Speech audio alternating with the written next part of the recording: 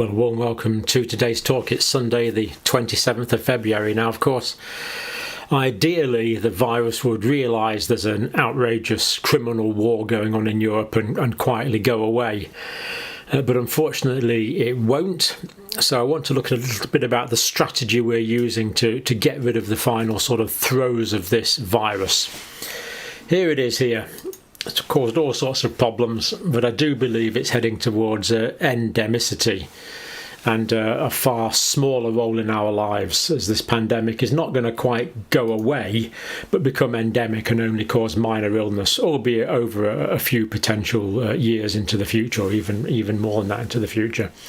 I do plan to have something to say actually on the war, but probably from the aspect of mental health. And psychiatric disorders that are probably prevalent in some of the individuals concerned, but that's not for now. For now, I want to look at carry on with this idea of natural immunity, and there's some studies from Israel that have been out for quite a few weeks now. In fact, a few months now, that show how much better natural immunity is than vaccine-induced immunity, and that it seems to last for much, much longer. But this just does not seem to be getting through to leading authorities around the world who are still following what I would consider to be a relatively old-fashioned strategy. So let's just look at this evidence here and see how the risk-benefit analysis for vaccination has changed. So it's natural immunity in Israel. This is the title of the paper here. Now, it is a preprint, but it's based on very large-scale studies. And I'll point that out as we go through.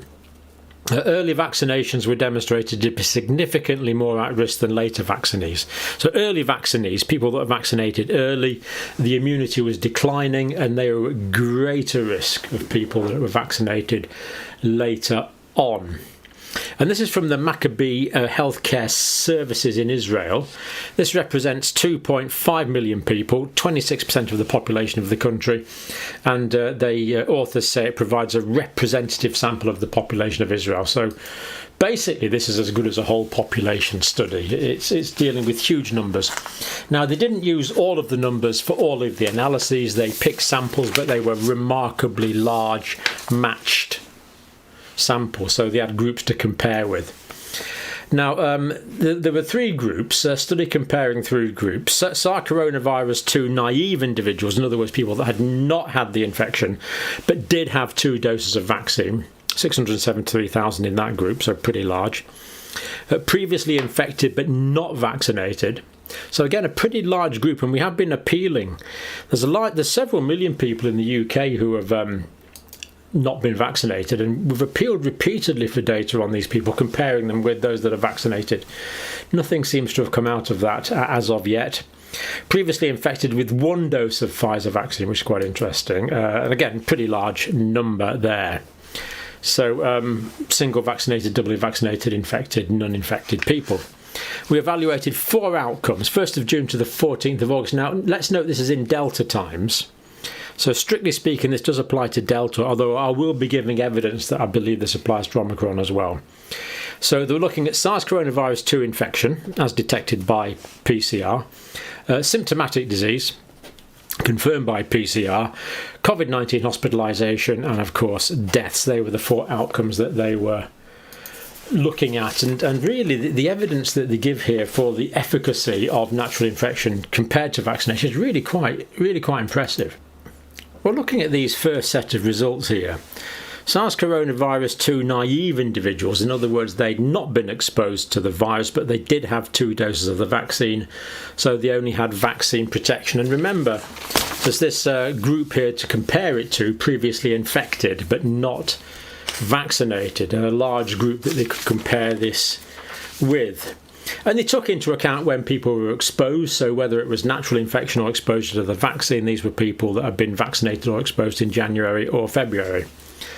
And basically they found that there was a 13.06-fold increase for breakthrough infections in people that had had 2 doses of vaccine compared to those that had been previously infected naturally but not vaccinated.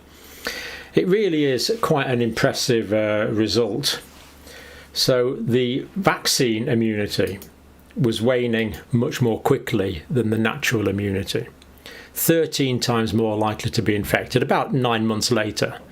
13 times more likely to be infected if you'd had the vaccine compared to those who had the natural immunity.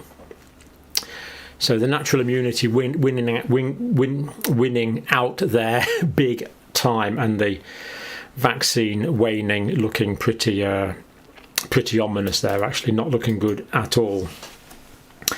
Then comparing infections in vaccinated with the previously infected people again, and the figures here, 238 infections in the previously vaccinated group, 19 infections in the previously infected but not vaccinated group. I know that doesn't quite work out at 13, but they took into account some comorbidities, so huge difference in the breakthrough infection rate there. 238 in the doubly vaccinated group, 19 in the natural infected group. So again, we see the natural immunity really winning out hands down there. Increased risk of symptomatic disease. Now this was Delta, remember, so these are the sort of Delta features: fever, cough, breathing difficulties, diarrhea, loss of taste and smell, muscle aches, weakness, headache and sore throat. It'll be somewhat different now in the alpha period, of course. But again, here they found in symptomatic infections 191 cases in the doubly vaccinated group and only 8 in the previously infected but not vaccinated group. A very significant result. So again, big differences there.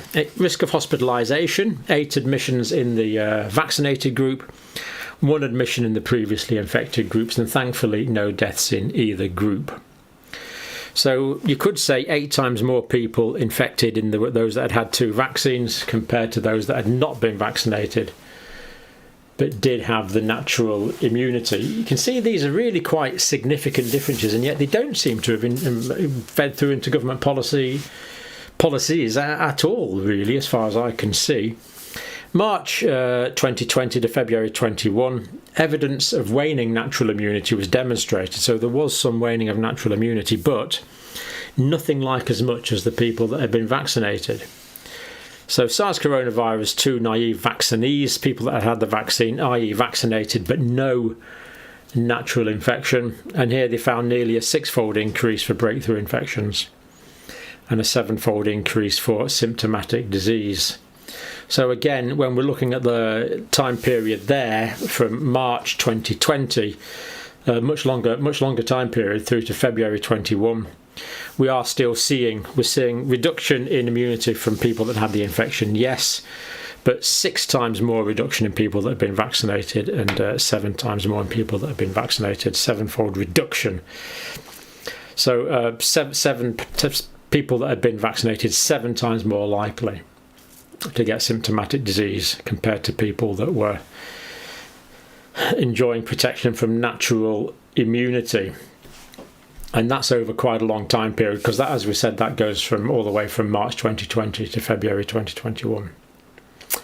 So we're seeing a good longevity of natural immunity. Well, so far we've been looking at the comparisons between those that are vaccinated and those that have natural immunity without vaccination. Is this to say there's no benefit from vaccination? Well, no, the study doesn't show that. The study does actually show benefit from hybrid immunity, that is from natural immunity and vaccine, at least over a period of time. So let's look at that now.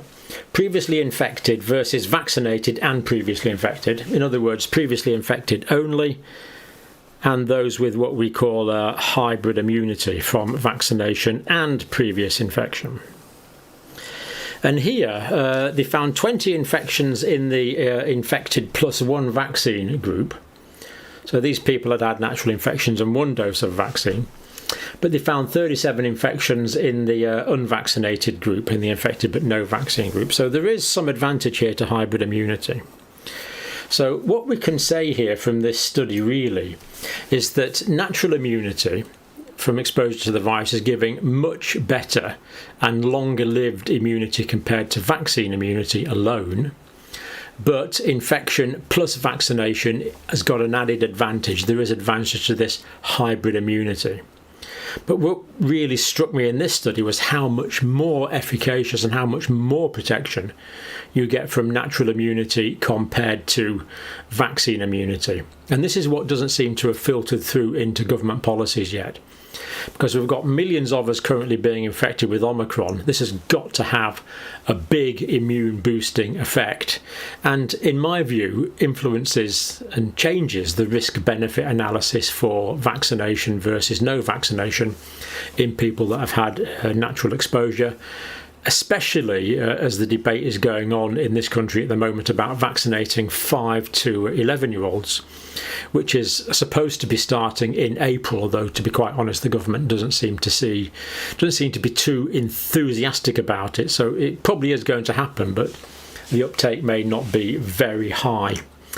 So it has changed that analysis, I think, that risk-benefit analysis, because we know so much more now about the benefits of natural immunity and the longevity of natural immunity. The authors of this study conclude, this study demonstrates that natural immunity confers longer-lasting and stronger protection against infection, symptomatic disease and hospitalisation caused by Delta. As I say, we'll be looking at Omicron in just a second because we can only look where the data is. So the natural immunity is working much better compared to the Pfizer 2-dose vaccine-induced immunity. So if you can choose between 2 doses of Pfizer-induced immunity and natural immunity, the natural immunity is winning hands down. Now, of course, this is not taking account of boosters. We would expect, well, we know boosters have an additional effect. So what we need now is a study comparing natural immunity against people that are boosted. And probably more importantly, we can't do it now, but how long that immunity is going to last for, because it looks like the natural immunity is lasting much longer than the vaccine-induced immunity. And it says individuals who were both previously infected with SARS coronavirus 2 and given a single dose of vaccine gained additional protection against Delta. But again, how long will that last for, given that this data is showing that the natural immunity has greater longevity? Now, I'm just going to deal very briefly with this idea of whether this is working against Omicron, and we have dealt with this before. It was when we did some questions just about a week ago. Are the data on natural immunity also valid for the Omicron variant? It seems to be yes. This is a letter from the New England Journal of Medicine. The paper was called Protection Against the Omicron Variant from Previous SARS coronavirus 2 Infection. It was from Qatar. They excluded vaccinated persons from the analysis. In other words, they were looking at just natural immunity. These people were not vaccinated at all. So this data is all people that are not vaccinated. Protection against reinfection is moderately lower for Omicron. So protection against reinfection from the Alpha was 90.2. Against the Beta was 85.7, 90.2 against the Delta, and only 56% against the Omicron, because we know that many people are being reinfected with Omicron. That's spraying it quicker, that's giving a wider spread of immunity, and we know that people that have had Omicron are also very unlikely to get reinfected with Omicron, very unlikely. Protection against severe critical illness is actually similar. So Alpha, it was basically 70%, 88 Beta, 95 to 100 Delta, 88 basically for the Omicron variant. But of course, we know that people that have had Omicron are very unlikely to catch it again, very low numbers. Therefore, if they don't catch it again, they're not going to be at risk from severe illness, hospitalisation and death. And the follow-up on that particular study was 254 days to 376 days. So I think that's fairly conclusive, really, given that millions of us, for better or for worse, some might say for better, are being infected with Omicron now. This really should be feeding through into advice on whether vaccinations are continuing to be necessary. Given the data that we've looked at just a couple of days ago, showing that people that have had BA1 Omicron are very unlikely to get BA2 Omicron, really that makes it hard to see where there is a place for an Omicron-specific vaccine. Pharmaceutical companies, of course, are going ahead. Both Pfizer and Moderna, I think, are going ahead with Omicron-specific vaccines, but the data we've looked at really is saying to me that these may not be necessary. And let's hope that governments and authorising bodies take this on board. So fairly optimistic. Natural immunity, effective, longer term than vaccine immunity. How long, we don't know. There is some decline over 18 months. But there again, we do know, as I've said quite a lot of times, and it's probably an invalid comparison, but people that were infected in 2003 with SARS coronavirus 1 are still immune 17 years later to SARS coronavirus 2, or good levels of cross immunity anyway. So I'm optimistic for longer term immunity as we move into endemicity. And thank you for watching.